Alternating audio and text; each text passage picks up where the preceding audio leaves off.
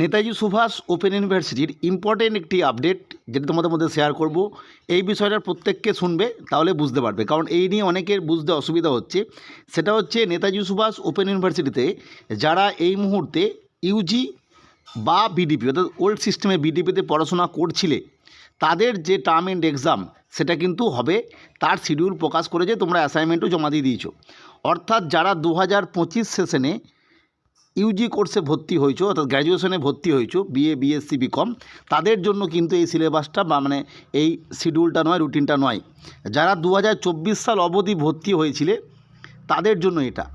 অর্থাৎ যারা আগে ভর্তি হয়েছিলে, পরীক্ষা দাওনি বা কোনো একটা পেপারে পরীক্ষা দাওনি, বা তোমাদের ফার্স্ট ইয়ার হচ্ছিল সেকেন্ড ইয়ার হবে, কি থার্ড সেমিস্টার হয়ে গেছে আর কি, এবার থার্ড আর ফোর্থ হবে, বা ফিফথ অ্যান্ড সিক্স, এই ধরনের যাদের রয়েছে তাদের এই রুটিন। অর্থাৎ 2024 সাল অবধি যারা ভর্তি হয়েছে তাদের জন্য এই পরীক্ষাটা রুটিন।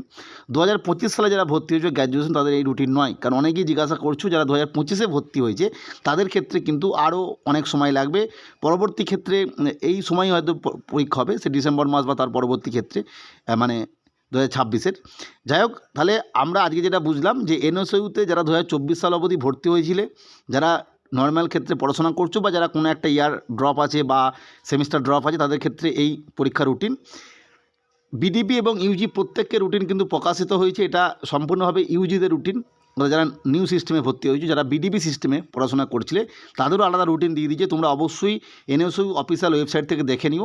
পরীক্ষা যেটা শুরু হচ্ছে এদের ক্ষেত্রে, অর্থাৎ এই ইউজির ক্ষেত্রে 18/1/26 থেকে বিএ বিএসসি বিকম এই সিস্টেমে হবে। সিসি পেপার আছে, দেখতে পাচ্ছ। এই সিসি 11 মানে হচ্ছে প্রতিটি কোর্সের 11, অর্থাৎ যারা পিজি রয়েছে তাদের, মানে Bengali, busy, PS, political science, এই যে হিস্ট্রি, এই সমস্ত বিষয়ের ক্ষেত্রে অর্থাৎ 11 পেপার, অর্থাৎ কোর পেপার, সিসি পেপার তোমাদের যেগুলো রয়েছে তার 11 পেপার হচ্ছে এইটা কিন্তু বুঝে নেবে।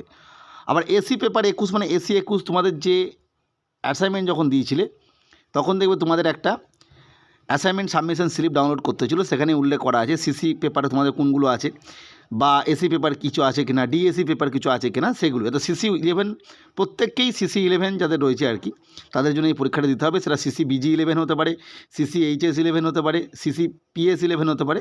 যাই হোক, তোমরা সেই অনুযায়ী দেখে নেবে, রুটিনে দিয়েছে। আর বিডিপিদের ক্ষেত্রে আলাদা রুটিন পাবলিশ করেছে, সেটাও তোমরা অবশ্যই দেখে নিও।